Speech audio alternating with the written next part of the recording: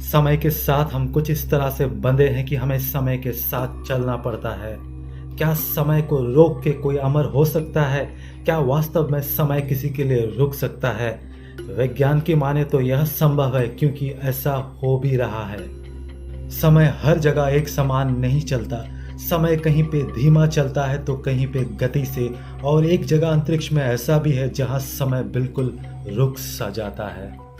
आज हम अंतरिक्ष में मौजूद अलग अलग ऑब्जेक्ट्स पर जाके देखेंगे कि समय कहाँ पे किस गति से चलता है और कहाँ पर समय स्थिर हो जाता है। मैं हूं जैक्स, आप सभी का स्वागत आपका अपना यूट्यूब चैनल सुपर गाइड्स पे। दोस्तों, हम अपने चैनल पर साइंस, टेक्नोलॉजी और ऑटोमोबाइल से संबंधित सारे कॉन्सेप्ट्स को बहुत ही सिंपल तरीके से समझाते हैं। चैनल को सब्सक्राइब जरूर करें।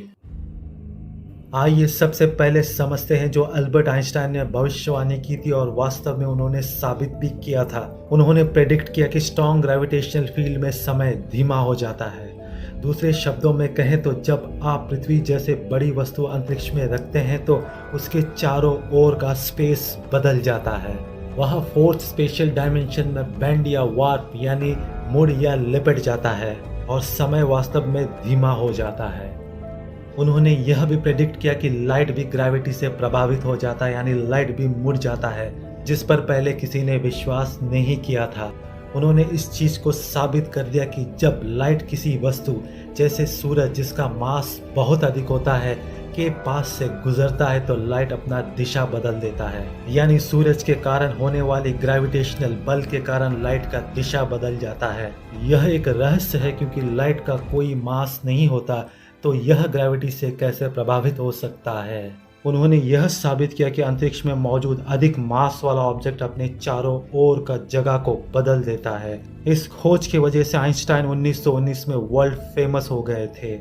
इन सभी स्टडीज और प्रेडिक्शन से एक इक्वेशन सामने आया जिसे हम टाइम डायलेशन इक्वेशन कहते हैं। इस इक्वेशन से हम कैलकुलेट करके पता कर सकते हैं कि अलग अलग प्लैनेट और स्टार्स में समय किस गति से चलता है, जिससे हमें पता चल जाएगा वास्तव में वह कौन सी जगह है जहाँ पे इंसान या कोई भी प्राणी इमॉर्टैलिटी यानी अमरत्व प्राप्त कर सकता है।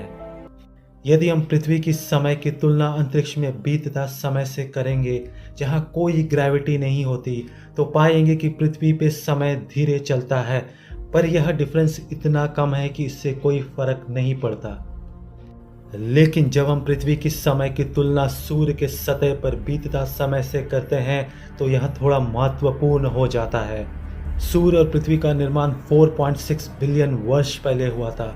उस समय से सूर्य की सतह पर पृथ्वी की तुलना में 9,785 घंटे कम समय गुजरा है, क्योंकि सूर्य की सतह पर ग्रेविटेशनल बल पृथ्वी की सतह पर ग्रेविटेशनल बल से अधिक शक्तिशाली होता है।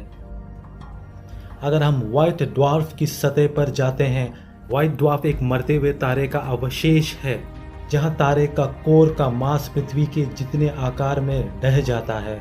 व्हाइट ड्वार्फ पे ग्रेविटेशनल बल इतना अधिक होता है कि वहां पृथ्वी का 100 किलो का वजन 130 मिलियन किलो हो जाता है। व्हाइट ड्वार्फ के सतह पर समय धीमा हो जाता है। जब हम स्पेस की समय की तुलना व्हाइट ड्वार्फ के सतह पर बीतता समय से करेंगे तो पाएंगे कि व्हाइट ड्वार्फ पर समय हर रोज आधे मिनट के लिए धीमा हो जाता है। जब हम किसी न्यूट्रॉन स्टार के पास जाते हैं जो व्हाइट ड्वार्फ से भी अधिक डेंस तारा होता है, न्यूट्रॉन स्टार का डेंसिटी बहुत विशाल होता है।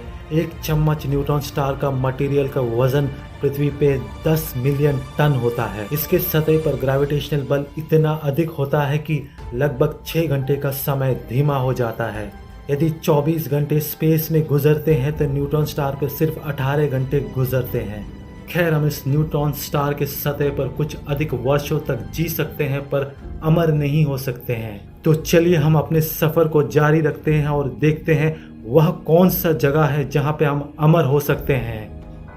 जब हम ब्लैक होल के करीब पहुंचते हैं, जब हम फाइनली इवेंट होराइजन पर पहुंचते हैं जहां ग्रेविटेशनल बल इतना प्रचंड होता है कि उस पॉइंट पर लाइट भी नहीं बच पाता, जहां ब्लैक होल लाइट को भी निगल जाता है, उस पॉइंट पर escape velocity speed of light के बराबर होता है, तब समय वास्तव में स्थिर हो जाता है, रुक जाता है। जब हम अंतरिक्ष में एक बहुत डेंस ऑब्जेक्ट रखते हैं तो अंतरिक्ष में कुछ होता है। कि वह इस हद तक वार्प यानी विकृत हो जाता है कि समय इतना धीमा हो जाएगा जहां समय और आगे नहीं बढ़ पाता है। यदि आप हमेशा के लिए जीना चाहते हैं तो इवेंट होराइजन पर घर बनाना होगा। यह निश्चित रूप से कठिन होगा क्योंकि वहां ज़बरदस्त ग्रेविटेशनल बल होता है जो निश्चित रूप से आपको अंदर खींच लेगा। लेकिन बहुत कम समय के लिए आपको अनुभव होगा कि समय के चौथे आयाम में स्थिर रहने का क्या मतलब है, और कुछ पलों के लिए ही सही पर आप अमृतत्व जरूर प्राप्त कर लेंगे। दोस्तों, वीडियो को लाइक और शेयर कीजिए। आपका कोई सजेशन है तो कमेंट करें। ऐसे इन्फॉर्मेटिव और इंटरेस्टिंग वीडियोस डेली देखने के लिए चैनल को सब्सक्राइब जरूर करें। धन्यवाद।